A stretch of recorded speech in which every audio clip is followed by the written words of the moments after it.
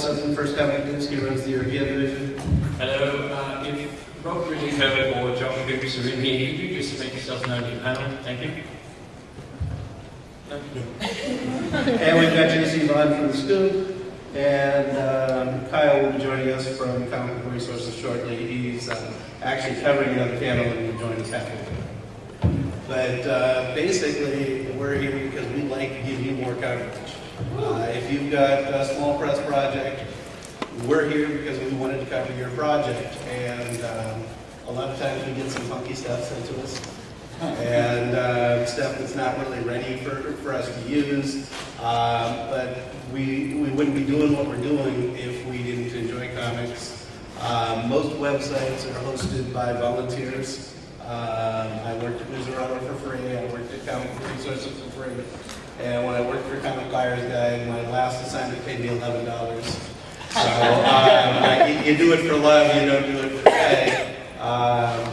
You know, and Rich doesn't pay. It's a shit. He does lots of things for pay. But most of us, there's not enough money in the actual project to for anything but the comics. And so, I mean, what we're looking at, if you're trying to pitch your product, your new comic, your new idea, it's a graphic medium. We need art. We need text. We need some idea of what you're putting out. And who you're really selling it to is the retailer. You're not actually selling it to the comic purchaser yet, because if the retailer doesn't buy it, you have nothing. You really don't. You got to make it look interesting. I think in the digital world that's very different. The digital world is definitely different. Yeah. And in digital, it's all directly to the end user. Absolutely. Okay. And usually, I mean, you have to know who it helps if you network. If you contact, I mean, you don't have to know the people. Every website has a contact form. You contact who you're looking for. Yet whoever answers will start contacting you. You work with them and try and build a rapport. Then you can pitch your next project to the same person. And it'll help because people will build a relationship with you and they'll be looking for your projects and they'll feel comfortable with you. But there's no one who doesn't want to, there's no one here at this table that doesn't want you to succeed and doesn't want to help you get some promotion for your product and get it out there. And Unless you're a jerk. we didn't invite them. No. Okay. Do we have a security guy at the work? You're a jerk. No. But I mean, you know, when you're formatting your art, we need something about 600 by 900. If you send us a little tiny image and we want to blow it up, it's going to get all grainy.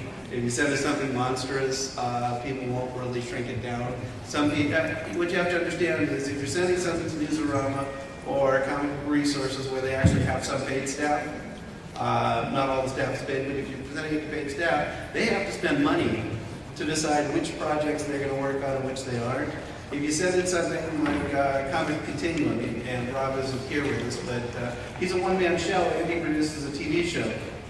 And so, so if he's going to put it on his site, he's got to take the time to actually spend the time doing it. If you don't have it set up for him, ready to go, he may pass on it just because he doesn't have the time.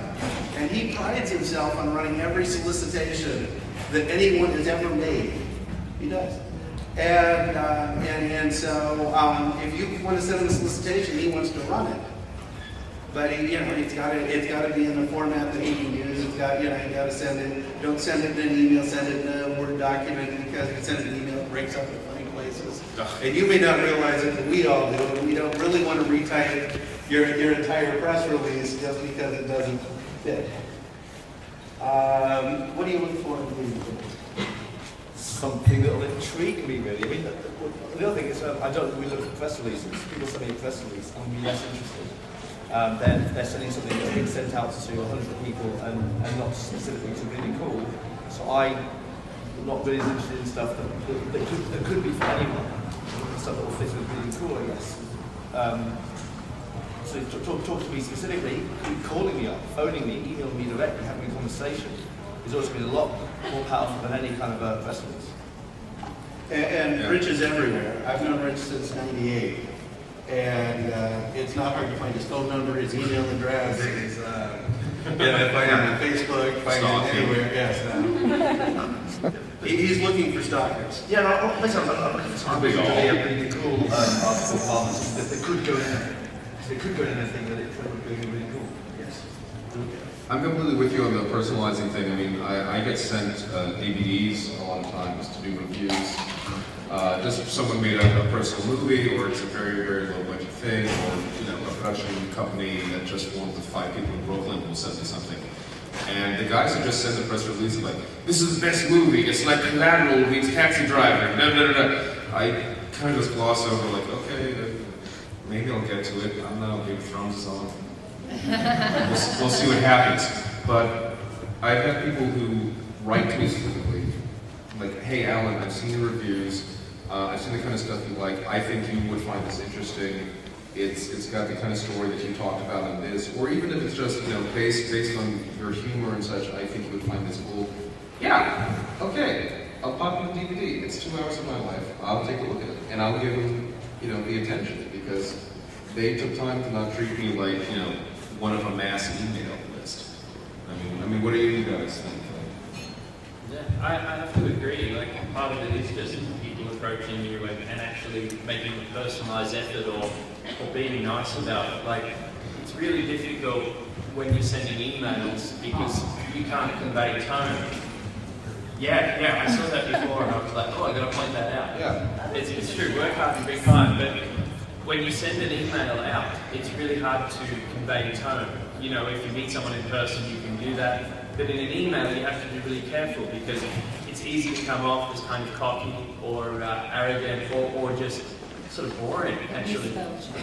And yeah, spell check and make sure you get our name right if you personalise it for us, stuff like that. There is no reason today to ever have misspelled words in the email. You're literally at a computer. Even if it's a proper name or something, even if it's like mistakes happen, like a grammar mistake, whatever. But it's just one of those things where, especially emails where it'll say something and then have little parentheses of like spelling question marks. Like, you're at a computer, all right. You can Google anything that is this if it's already out there. And the fact is, it's also just a lack of professionalism that it turns people off. If it looks like you didn't have the 5 minutes to double check your work for something that you're supposedly passionate about, then I'm probably not going to care. I'm going to believe that you're not really into this, that you're just trying to... It's easy to confuse the passion for getting the thing out. Yes. With a rush. Yeah. And you've got to, the passion's got to at that point turn to putting the brakes on and making sure that you're doing it right. Yes. Take when you're trying to appeal to get coverage, take away the reasons to not get coverage. Don't be rude, be persistent. It's a fine line, and sometimes you've got to make mistakes to experience it. But be conscious of it when you're doing it. The other thing is, just everything that you can send or make accessible. You don't want to attach like 9 million things to an email.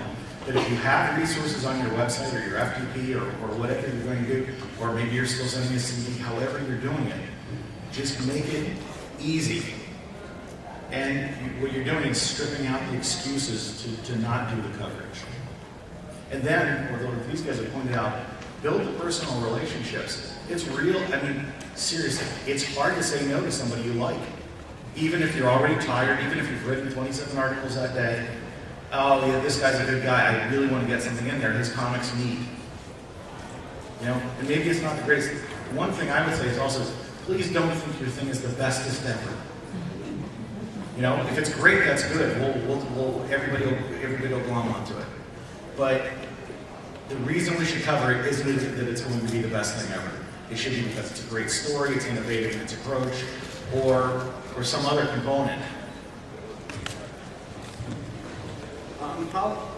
How is it doing PR for BroadSword since '98 when I first started superhero news?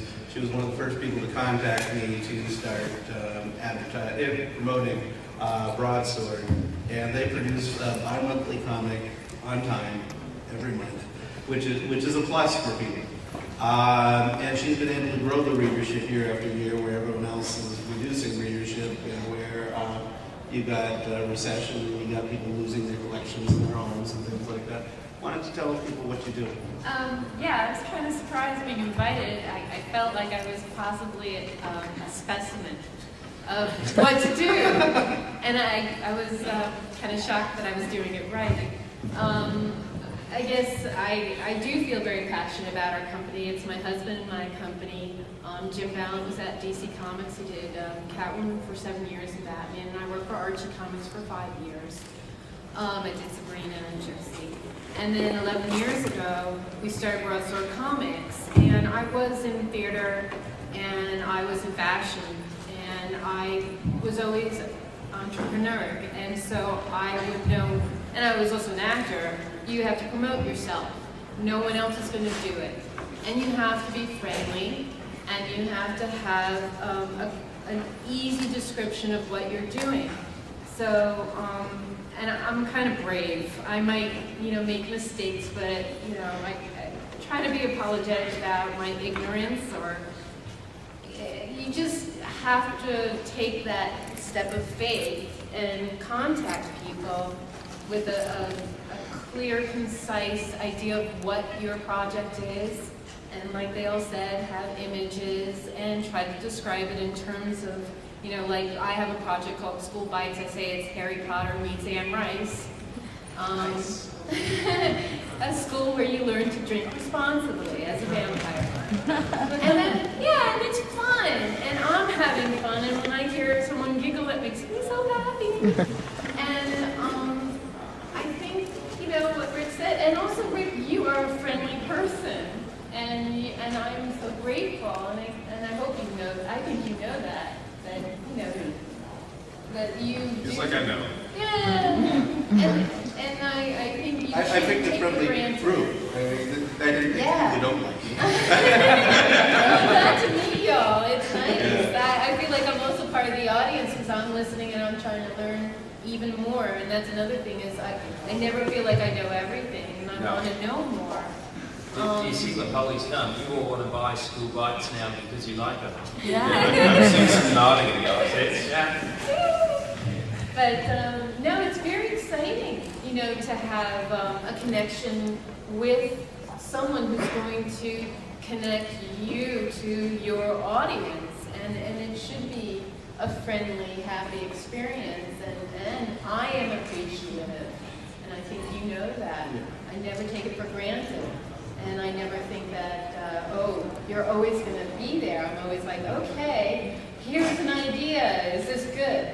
And I'm always happy when you're like, yeah, this is good. Let's do it, And I say, we're doing this special story arc. Like we did one called The Last Mermaid, and it was very connected to the oil spill. And I said, let's do an interview, and we set it up, and it happened. I like interviews. I like being personal. I don't like sending just the regular stuff you send to Diamond, So, and again, with the digital, it is very, I do the comparison of making a movie and being on stage. Digital is Broadway. Your audience is right there. And so you have to be able to do both, though. You have to be able to talk to the store owners and then also be able to talk to your readers or your potential readers. So kind of think of both ways. I hope that was helpful. I think one of the biggest thing for me, though, is actually being newsworthy, being worthy of news. If you're actually creating a product that you want to appeal to people, well then, that's great. You'll probably be great for getting coverage. And sometimes, if you're actually not getting coverage for the work you're doing, it may actually be that work is actually going to appeal to people. I want to write, I want to report about comic books that will appeal to me and my audience, and I would judge on that. But if I can see, I can't see what this is a bit fun. Actually, this is particularly great or good, particularly appeals to, I can't see how it appeals to people. I'm probably not actually going to want a piece. So sometimes it's actually a flaw in the original work itself. So sometimes you get all these people, I've got this work of genius, and no one will look at it, no one will cover it. Sometimes it might actually be the work itself that's at fault. Well, sure. I mean, that's unavoidable. I mean, someone sent me something where they described it as, it's a zombie story. He has all the abilities of a zombie, but he doesn't actually have, like, the brain damage, and he can think, and he has a soul and stuff. And then I was reading that, and I was like, well, you've just been a superhero. That's not a zombie. Like, he's tough to hurt. So are most superheroes. And that just immediately turned me off. And yeah, I mean, sometimes it is the product. Also, I'm not a particularly huge zombie fan. I like